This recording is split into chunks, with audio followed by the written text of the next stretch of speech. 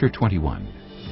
When the Canaanite king of Arad, who lived in the Negev, heard that Israel was coming along the road to Atharim, he attacked the Israelites and captured some of them. Then Israel made this vow to the Lord: If you will deliver these people into our hands, we will totally destroy their cities.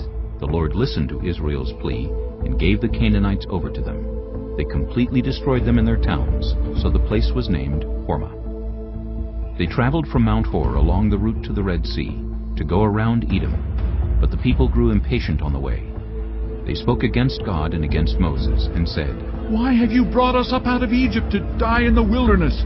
There is no bread, there is no water, and we detest this miserable food. Then the Lord sent venomous snakes among them. They bit the people, and many Israelites died. The people came to Moses and said, We sinned when we spoke against the Lord and against you. Pray that the Lord will take the snakes away from us. So Moses prayed for the people. The Lord said to Moses, Make a snake and put it up on a pole. Anyone who is bitten can look at it and live.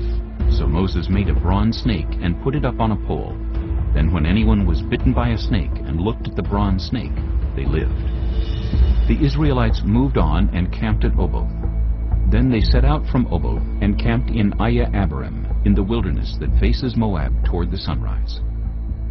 From there they moved on and camped in the Zered Valley. They set out from there and camped alongside the Arnon, which is in the wilderness extending into Amorite territory.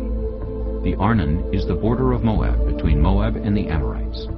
That is why the book of the Wars of the Lord says, Zahab in Suphah and the ravines, the Arnon and the slopes of the ravines that lead to the settlement of Ar and lie along the border of Moab. From there they continued on to Beer, the well where the Lord said to Moses, Gather the people together, and I will give them water.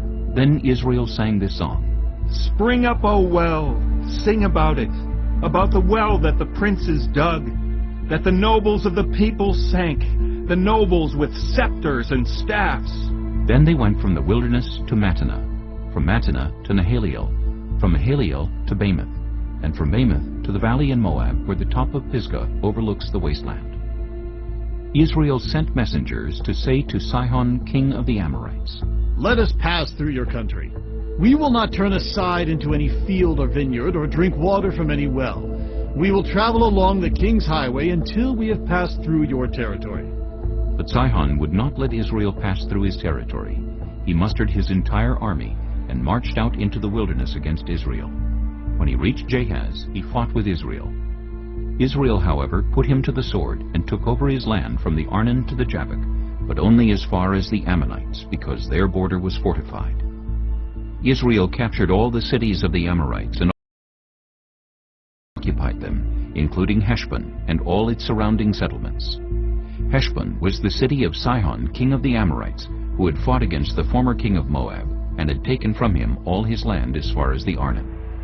That is why the poets say, Come to Heshbon and let it be rebuilt. Let Sihon's city be restored. Fire went out from Heshbon, a blaze from the city of Sihon. It consumed Ar of Moab, the citizens of Arnon's heights. Woe to you, Moab, you are destroyed, people of Chemosh. He has given up his sons as fugitives and his daughters as captives to Sihon, king of the Amorites. But we have overthrown them. Heshbon's dominion has been destroyed all the way to Dibon. We have demolished them as far as Nophah, which extends to Medeba. So Israel settled in the land of the Amorites. After Moses had sent spies to Jazer, the Israelites captured its surrounding settlements and drove out the Amorites who were there.